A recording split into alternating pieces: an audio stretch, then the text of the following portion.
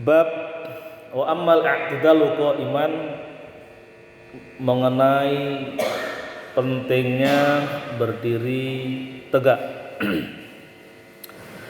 Saya sampaikan fikihnya dulu, bahwasanya termasuk syarat sahnya sholat itu adalah dilaksanakan atau pelaku itu memiliki kemampuan untuk berdiri. Jika tidak bisa berdiri, bisa dilakukan dengan duduk. Nggak bisa duduk, bisa dilakukan dengan berbaring. Alladzina yadhkurunallaha qiyaman wa qu'udan wa 'ala junubihim wa yatafakkaruna fi khalqillah. Jadi orang yang ketika menaikkan sholat, yang pertama menjadi syarat sahnya adalah berdiri atau bisa berdiri tegak. Jadi ini harus diutamakan, bisa berdiri tegak. Jadi kalau misalkan kita nggak bisa berdiri sama sekali, baru boleh duduk. Ini yang sering kemudian kita sering terlalu mudah melaksanakan sholat itu ngambil posisi duduk. Karena kalau sholat itu wajib, ya sholat wajib, berdiri menjadi syarat sahnya dan harus diutamakan. Nah, bagaimana kemudian ketika orang kok mentang-mentang nggak bisa bergerak, melipatkan kaki naik turun, lalu kemudian mentang-mentang nggak bisa langsung duduk. Nah, ini harus diperhatikan betul. Yang diutamakan adalah duduk dulu. Dia lebih bisa berdiri dulu daripada duduk. Ini yang sering kita lakukan, sering banyak lebih milih duduk. Padahal yang afdalnya adalah berdiri dulu, berdiri lalu duduk. Jadi misalkan kalau kita masih bisa berdiri, jangan duduk. Sujudnya, jadi kan kita misalkan sholat kesulitan untuk melipatkan kaki, maka kan sering kita milih, rata-rata sebagian besar dari kita ketika sholat itu lebih milih duduknya daripada duduk, maksudnya duduk di lantai, lalu kemudian kita menggerakkan lainnya sesuai dengan ketentuan. Nah, daripada misalkan kita berdiri lalu duduk, padahal yang diutamakan itu berdiri dulu baru duduk. Misalkan ketika sholat, ya, kita karena kesulitan ada gangguan, nah, afdalnya kalau dia masih mampu berdiri dulu yang diutamakan. Maka Allahu Akbar, baru kemudian ketika sujud, ya, ketika sujud mengalami kendala, lalu dia duduk sujudnya. Jadi diutamakan berdiri dulu, baru kemudian duduk. Maka perlu pakai kursi. Jadi berdiri duduk, bukan sampai kemudian bukan kemudian langsung kita ngambil keputusan di bawah. Nah, kecuali kalau sunat. Kalau sunat dalam kondisi sehat pun boleh kita sholat sambil duduk. Ya, misalkan kita mau sholat ba'diyah maghrib atau ba'diyah isya karena lagi males berdiri, lalu kemudian kita ambil posisi sholat duduk, itu boleh. Tapi kalau sholat wajib itu diupayakan semaksimal mungkin berdiri dulu, baru kemudian kalau memang nggak bisa berdiri baru duduk. Tapi kalau masih bisa berdiri, sangat dianjurkan untuk berdiri dulu. Jadi kalau misalkan kita punya kursi yang kuat, jadi hanya berdiri dulu aja, berdiri duduk, nggak sampai ke bawah. Kalau masih berdiri, kalau masih mampu berdiri. Nah, yang sering kita lihat, misalnya gini, ini kalau misalkan jamaah sekalian ke tanah haram ya, ke tanah haram misalnya. Ini yang sering dikritik, orang sembarang saja langsung duduk, langsung ambil posisi duduk kemana-mana, kan sering disediakan kursi di beberapa tempat strategis. Lalu mentang-mentang lagi kita lagi misalkan kesulitan karena kebesaran perut misalkan, lalu kemudian ambil kursi, ya sholat langsung duduk. Padahal ketika sholat wajib itu tidak, kalau dalam Syafi'i itu tidak sah sholat langsung duduk, padahal dia punya kemampuan untuk berdiri. Nah, maka utamakan berdiri dulu. Jadi maka berdiri, kemudian ketika misalkan mau sujud karena dia terhalang nggak bisa ke bumi, maka dia sujudnya duduk. Jadi bagaimana membedakan sujud dengan ruku? Ketika ruku posisinya adalah yang condong sedikit, ketika sujud lalu kemudian lebih dicondongkan lagi. Nah, jadi i'tidal atau qiyaman, berdiri tegak, itu termasuk syarat sahnya sholat ya. Syarat wajibnya sholat. Jadi bagi semaksimal mungkin kalau kita masih mampu berdiri, upayakan berdiri dulu. Jadi diutamakan itu. Baru kalau dia nggak bisa berdiri, lalu boleh gerakannya total duduk. Nah, kalau masih bisa berdiri, harus berdiri. Nah, tapi kalau tidak bisa berdiri, baru dia diperkenankan duduk. Nah, entah itu duduk di atas kursi atau duduk di bawah. Itu fikihnya. Kenapa kemudian itu penting berdiri? Nah, kita masuk ke pembahasannya lebih dalam ya. Wa amal i'tidalu qa'iman fa innaha huwa mathulun bisahsi wal qalbu baina yadillahi azza wa jalla tambihan ala ilzamil qalbi tawadhu wa tadhallul wa tabarru anit tara'us wa takabbur. Jadi pentingnya berdiri tegak itu adalah ini berkaitan dengan ketetapan hati ketika seorang hamba berdiri di hadapan Allah Azza wa Jalla. Tambihan ala ilzamil qalbi, peneguhan pada penetapan hati at-tawadhu yang rendah, wa tadhallul dan hina, wa tabarru anit tara'us wa takabbur, dan membersihkan diri dari bayangan untuk takabur atau menyombongkan diri.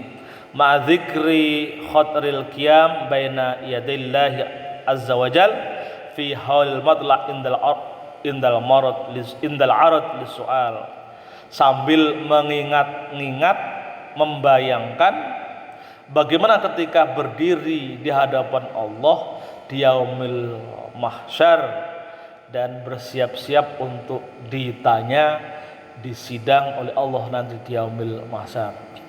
Jadi posisi sholat kita berdiri itu kita sambil merenungkan posisi kita, membayangkan keadaan kita ketika siap-siap hendak ditanya di yaumil mahsyar nanti.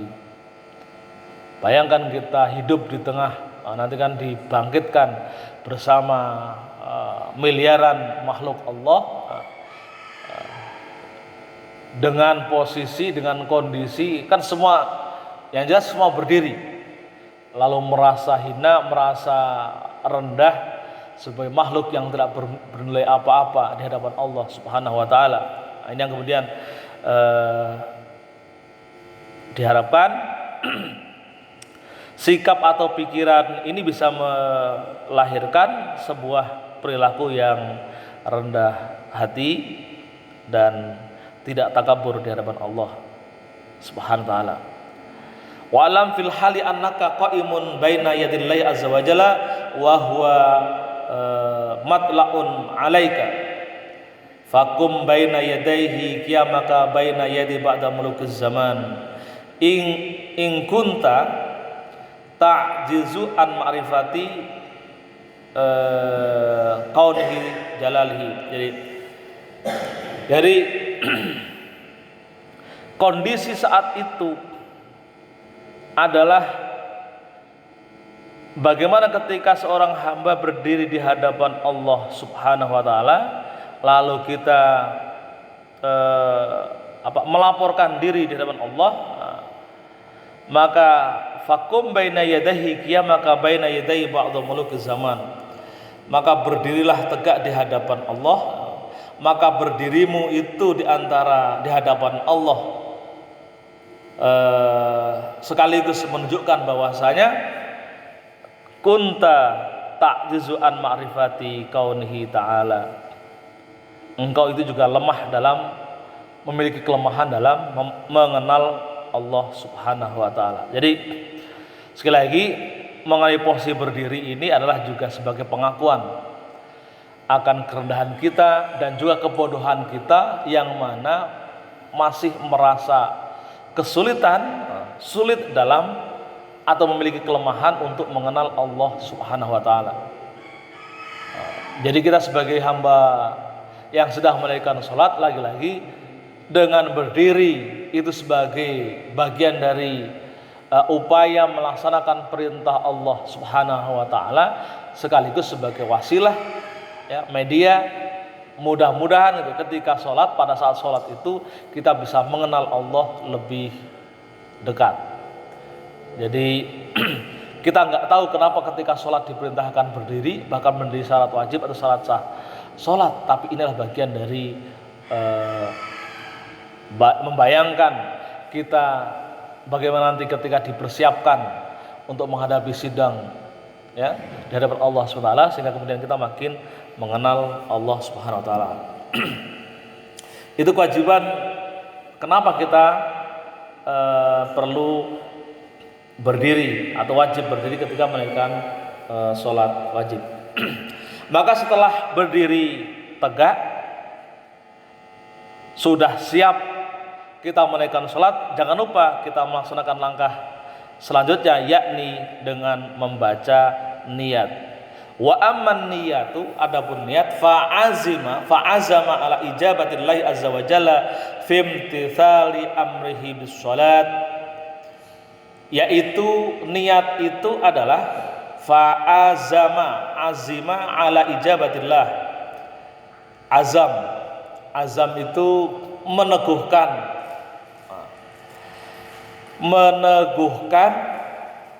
Jadi kalau sudah niat itu, kita kan bacanya niat kan biasa.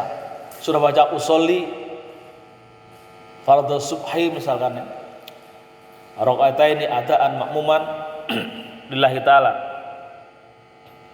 Saya ingatkan, jangan lupa ketika jadi makmum, ketika niat jangan lupa mengucapkan, menegaskan diri, ya, sebagai makmum. Karena tanpa mengucapkan itu, tanpa menegaskan posisinya sebagai makmum, maka sholat jamaahnya tidak sah. Kalau sholat jamaah tidak sah, maka ya sholatnya tidak sah, niatnya jamaah, ya. Jadi harus sebagai makmum jangan lupa melupakan kata-kata adaan makmuman lillahi ta'ala. Jangan lupa itu, adaan makmuman lillahi ta'ala. Makmum itu wajib niat sebagai makmum. Kecuali kalau bagi imam tidak wajib niat sebagai imam. Cuman kalau imam itu kok dia nggak niat jadi imam, cuman tidak dapat pahala jamaah, tapi tidak membatalkan sholat. Tapi kalau makmum tidak membaca adaan makmuman, tidak mengucapkan saya niat sholat jamaah sebagai makmum, maka kalau makmum tidak mengucapkan seperti itu, maka jamaahnya batal, yang ujung-ujungnya juga sholatnya batal. Ya, ini adaan makmuman. Maka karena imam itu tidak wajib niat jadi imam,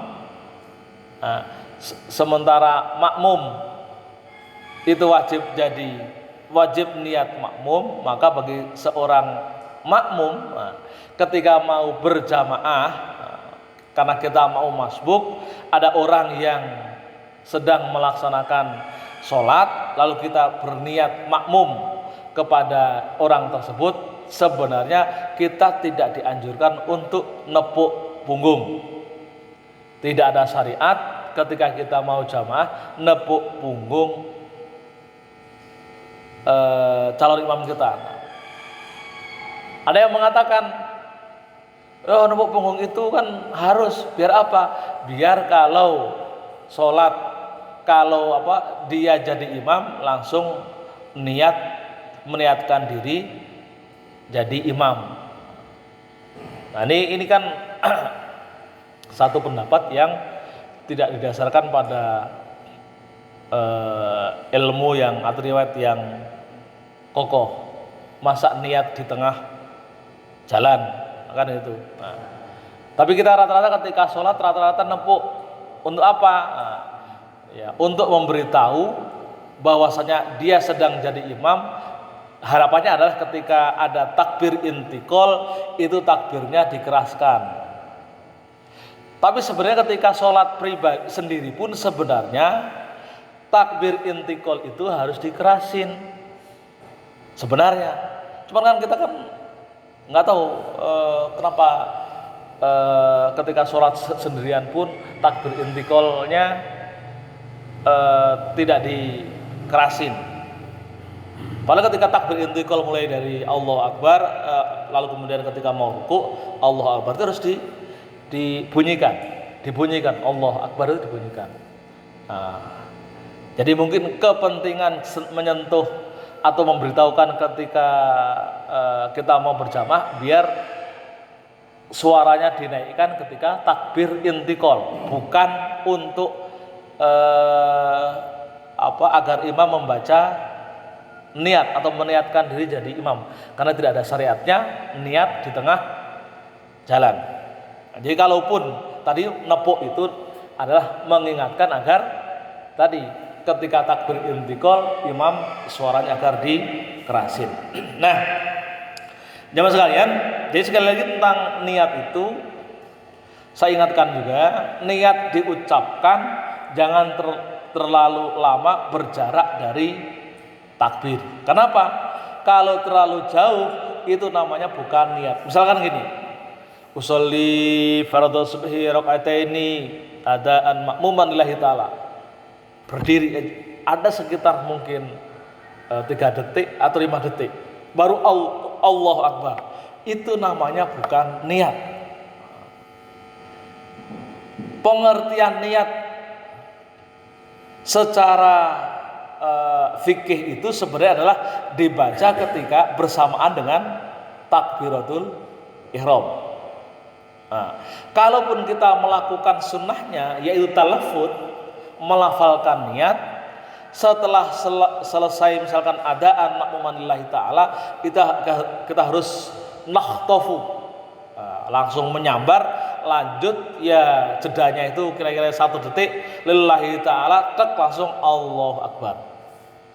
Jangan dibuat berjarak, karena kalau berjarak itu namanya tidak niat tapi azam. Padahal niat termasuk salah satu rukun sholat. Tanpa niat batal. Berarti tadi kalau kita bacaan jarak niatnya dari takbir terlalu jauh, itu bukan termasuk niat tapi azam. Makanya harus hati-hati. Pokoknya setelah lillahi ta'ala jangan berhenti sejenak, jangan berhenti, harus langsung disambar, dilanjutkan dengan takbiratul ihram.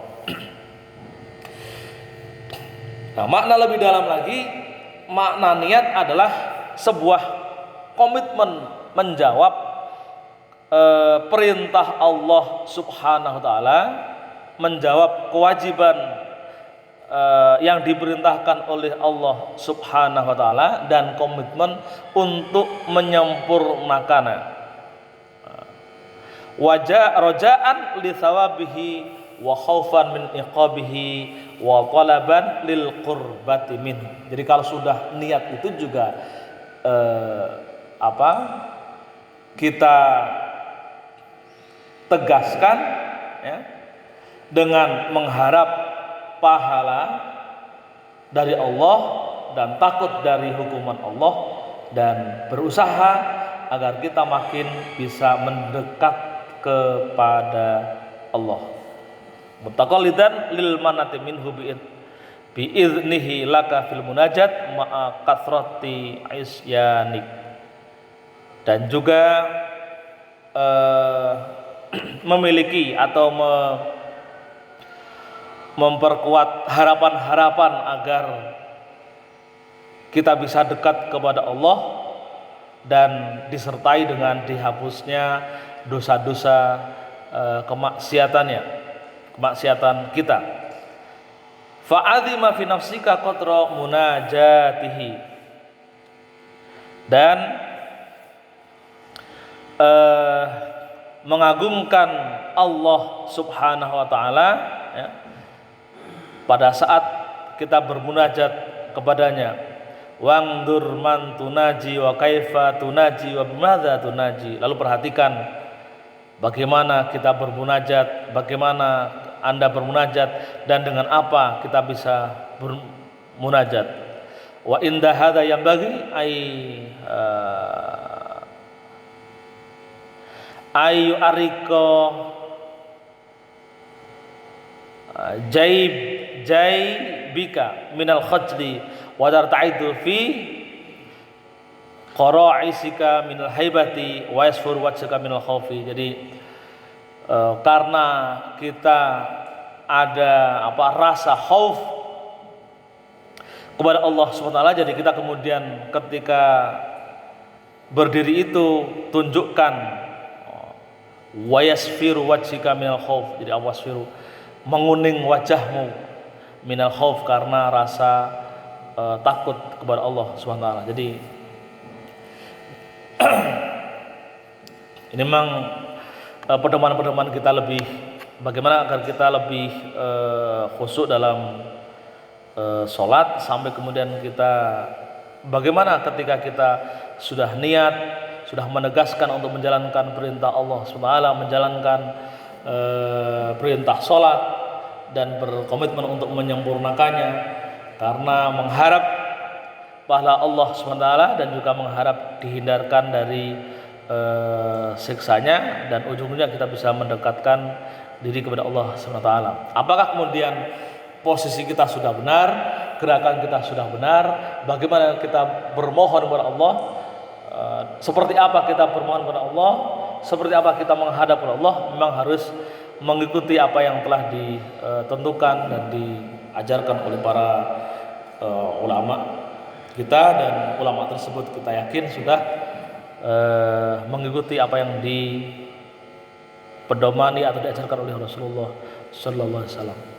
Jadi ini dua hal, i'tidal berdiri dan niat, meneguhkan diri, kita berpasrah diri. Nah ini akan lebih terlihat lagi ketika sudah bertakbir. Jadi wa ammat takbir, lalu kemudian ketika Allahu Akbar, fa idza nataqa bihi lisanak, jika sudah Allahu Akbar, fayambaghi alla yukadzibuhu qalbak, maka kemudian wajib atau seyogyanya atau seharusnya tidak ada kebohongan atau tidak membohongi hatimu, tidak membohonginya. Allah yukadzibu. Maksud ini kita sudah mengatakan Allahu Akbar, Allah Maha Besar, itu kan secara lisannya. Lalu kemudian fa in kana fi qalbika syai'un huwa akbar minallahi subhanahu,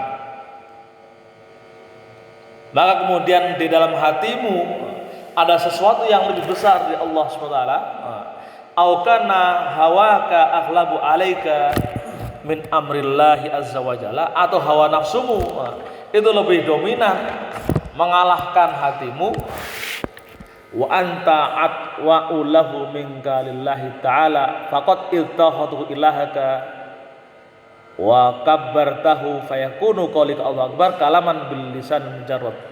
Maka ini merupakan kecacatan Anda mengatakan Allah sebagai maha besar, zat yang maha besar, tapi hatinya membesarkan yang lain, maka menjadi kalaman bil lisanil mujarrad, maka itu menjadi omong kosong.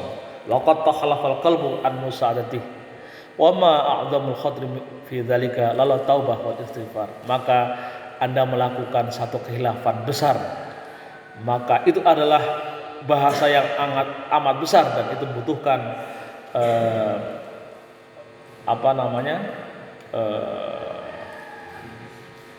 perlu taubat.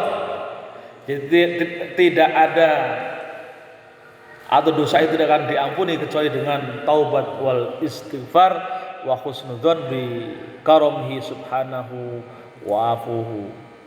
Jadi berhusnudzon dengan kemuliaan Allah subhanahu wa ta'ala dan kemaha ampunan Allah atas hamba-hambanya. Jadi memang susah ya kita menyatakan Allahu Akbar di lisan, tapi kemudian kita masih membesarkan yang lain, menganggap yang lainnya lebih besar. Memang berat sekali. Kita masih menganggap yang lainnya lebih penting daripada Allah. Tapi ya kita sebagai makhluk hamba Allah yang orang awam, ya memang kondisinya seperti ini ya. Ya maka itu kemudian bagaimana kita bisa mendorong ke sana ya semaksimal mungkin kita memiliki imajinasi dan kemudian menegaskan kemahabesaran Allah dengan memperhatikan kebesaran ciptaannya itu. Lalu kalau kita sudah membesarkan Allah, meyakini Allah sebagai zat yang paling besar, maka kemudian muncul kehinaan dan kerendahan pada diri kita. Itu tiga persoalan yang kita coba jelaskan secara rinci. Dari fikih sudah selesai, lalu bagaimana kemudian dalam melaksanakan tiga hal tadi, mulai berdiri, niat dan takbir, itu sesuai dengan sesuai dengan ketentuan. Minimal kalau kita tidak bisa secara hati seperti itu, minimal secara fikih sudah kita penuhi. Itu insya Allah mudah-mudahan bisa menyelamatkan bagaimana ibadah kita bisa dilakukan dengan benar. Nah, bagaimana kemudian kalau kita tidak bisa secara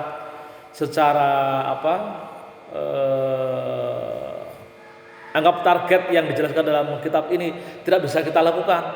Ya itu tidak masalah. Karena apa? Ini berkenaan dengan memang cara beragama kita masih fikih oriented, masih levelnya level syariat. Yang penting penuhi dulu secara syariat, baru itu sudah terpenuhi, kita naikkan levelnya secara akhlak, secara tasawuf kita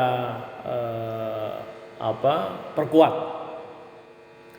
Ya memang orang awam seperti kita akan sulit ketika i'tidal harus begini dan begitu, ketika berdiri tegak harus begini begitu, lalu ketika niat, membayangkan niat itu harus seperti itu. Lalu ketika takbir, membayangkan takbir itu, memaknai kata takbir itu harus seperti itu. Itu kan memang bagi kita orang awam luar biasa berat. Maka tidak aneh ketika orang bertakbir kemudian karena ingin mencoba menyerap atau memaknai secara mendalam, Allahu Akbar-nya kepanjangan. Allah. Kenapa? Pengen menghadirkan Allah dalam proses pelaksanaan ibadah itu. Allah Akbar. Itu apa?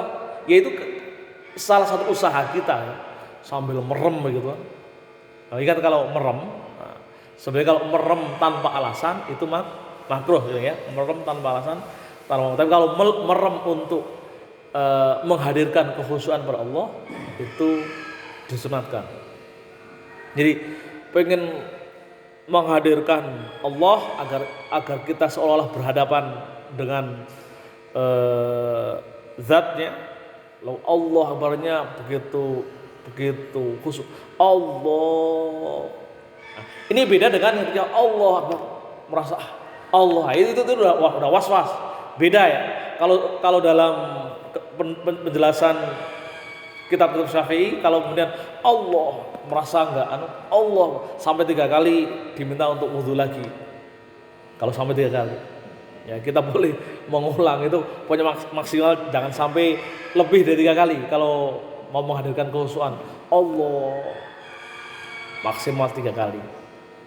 Lebih dari 3 kali wudhu lagi. Nah, kalau itu sudah kena waswasatus syaitan, bisikan setan, keraguan, lalu kemudian seolah-olah tidak sah. Nah, syukur-syukur langsung sekali langsung jadi.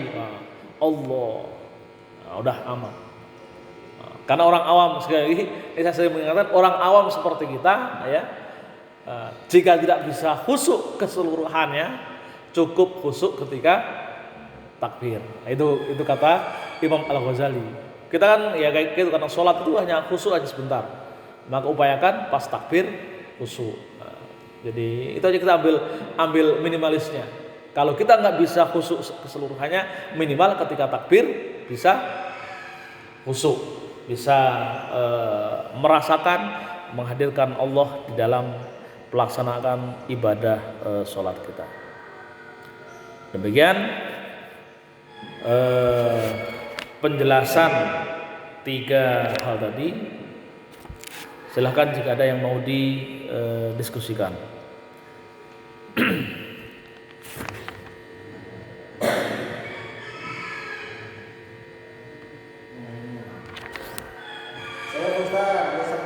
Ya, silakan. Assalamualaikum warahmatullahi wabarakatuh. Waalaikumsalam warahmatullahi wabarakatuh. Sambil diminum. Silakan Ustaz. Ya.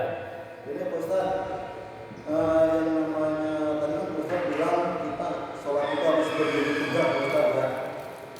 Kadang-kadang kan kita sebagai makmum memperhatikan pergerakan imam, Pak Ustaz, ya.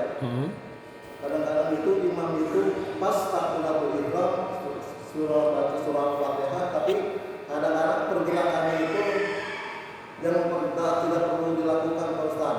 Misalkan matanya dilalapkan ke sana kemari, itu kan jadi sebagai makmum kan kita di belakang memperhatikan Pak Ustaz gerakannya. Apakah itu termasuk mengurangi pahala sholat berjamaah kita, apakah tidak Pak Ustaz setelah apa yang dilakukan oleh imam tersebut, Pak Ustaz? Ya. Terima kasih. Assalamualaikum warahmatullahi wabarakatuh. Waalaikumsalam. Jadi mengenai gerakan dalam sholat disunatkan ketika melaksanakan sholat itu adalah kepala mengarahkan pandangannya ke tempat sujud. Nah, bagaimana kemudian ketika tidak mengarahkan pandangannya ke tempat sujud? Nah, itu tidak masalah. Yang kemudian yang menjadi makruh adalah ketika sholat lalu kemudian tengok-tengok. Nah, itu makruh. Tengok-tengok tanpa hajat, tanpa alasan, batal. Ya, tengok-tengok tanpa alasan dan itu lebih dari 3 gerakan itu batal. Tapi kalau nengok sekali, kan itu ya, nengok sekali, tengok mungkin karena apa begitu, itu hanya kemakruhan saja. Ya, kemakruhan saja. Tapi kalau misalkan ini berkaitan dengan gerakan, ya, kalau misalkan dilihat kepalanya kok ngelihat begini ya, kayak kita nggak tahu ya begini itu apa ya, apa menikmati bacaannya kan kita nggak tahu, karena merasa menikmati baca, mau mengindahkan bacanya sampai Bismillahirrahmanirrahim. Alhamdulillahirabbil. Ah itu kita nggak tahu apakah ini gerak-gerakan kepalanya ini gerak-gerakan menikmati indahnya bacaan atau kan kita nggak tahu apakah matanya jelalatan, kan kita nggak tahu. Nah, ya, ya itu penyakit ya. Jangan-jangan penyakit ini yang setiap kali ada suara yang indah kepalanya bergoyang. Wah, itu kalau kemudian makmum perhatikan itu bisa tidak khusyuk. Maka sebenarnya yang seperti ini apa mau bilang tidak boleh menjadi imam karena ada kondisi-kondisi imam itu kalau dia tidak, ya mengapa kemudian sering ditentukan secara jasad itu, secara fisik harus sehat betul imam itu kan gini. Saya sering lihat ada ketika imam karena mungkin pegel itu sambil ada juga begitu tuh. Karena pegel ada ini bisa mengganggu kekhusyukan. Padahal ketika kemudian ini kan gerakan lagi-lagi kemudian kita merujuk pada gerakan yang disampaikan di pengajian sebelumnya, hindari gerakan lebih dari 3 kali. Lebih dari itu jika tanpa alasan batal sholatnya. Maka bagi seorang makmum ketika melihat imam seperti itu, kalau itu gerakan yang cuma-cuma tanpa alasan, maka makmum harus mufarokoh. Mufarokoh, niat memisahkan diri, tidak berjamaah. Kenapa? Secara ketentuan dia sudah batal. Misalnya gini, kalau dia sambil ngaji ya ayyuhalladzina amanu taqullah sambil menikmati, itu secara fikih dia sudah batal. Maka kalau kita sebagai makmum mengetahui itu gerakannya tidak perlu, maka langsung mufarokoh, memisahkan diri dari jamaah. Jadi kita sebagai makmum itu melakukan memisahkan diri dalam sholat itu ada beberapa aktivitas. Misalkan tadi ya, imam tidak memenuhi syarat, kita langsung boleh memutuskan memisahkan diri, mufarokoh. Kita datang, jebret, jamaah, sudah niatnya Allah Akbar. Ternyata ketika baca alhamdulillah nggak benar. Alhamdulillahirabbil alamin ar-rahman. Wajah sudah kelihatan nggak benar dari awal. Maka saat itu kita langsung niat mufarokoh, memisahkan diri,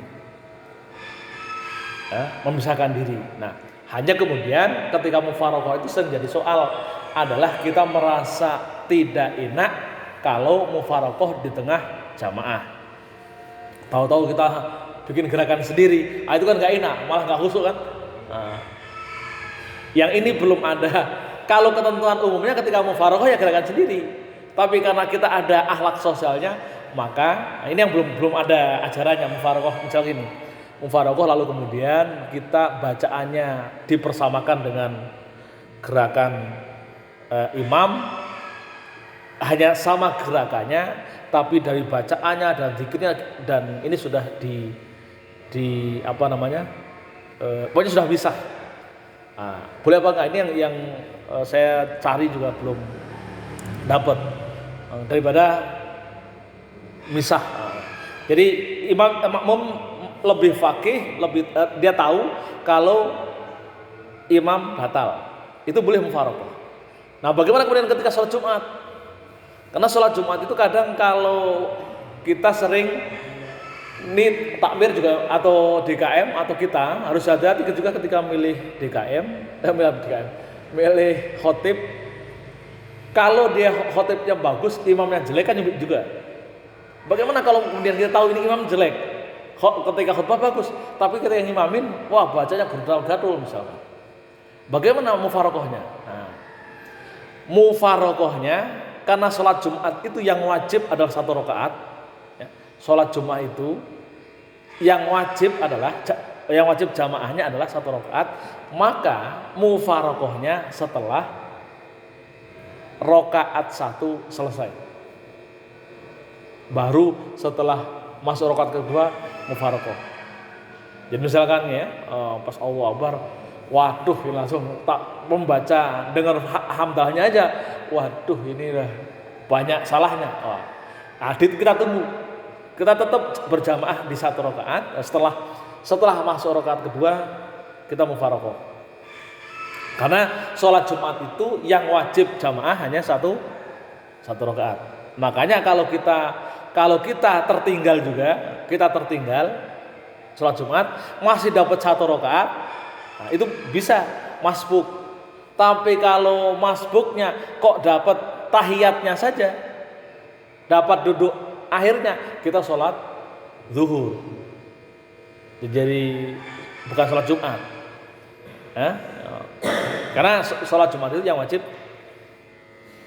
jamaahnya hanya 1 rakaat. Jadi mufarokoh ini penting pengetahuan bagaimana niatnya mufarokoh. Ya pokoknya niat aja dalam hati. Pokoknya kalau udah mufarokoh gitu. Pokoknya istilah di dalam hati itu niat mufarokoh, niat memisahkan diri dari jamaah. Gitu. Ya. Ya sebenarnya idealnya gerakan tidak mengikuti imam. Idealnya. Karena sudah nggak misah, karena sudah misah dari jamaah. Karena idealnya namanya mufarokoh kan, namanya misah idealnya. Tapi karena kita terganggu kadang kalau misalkan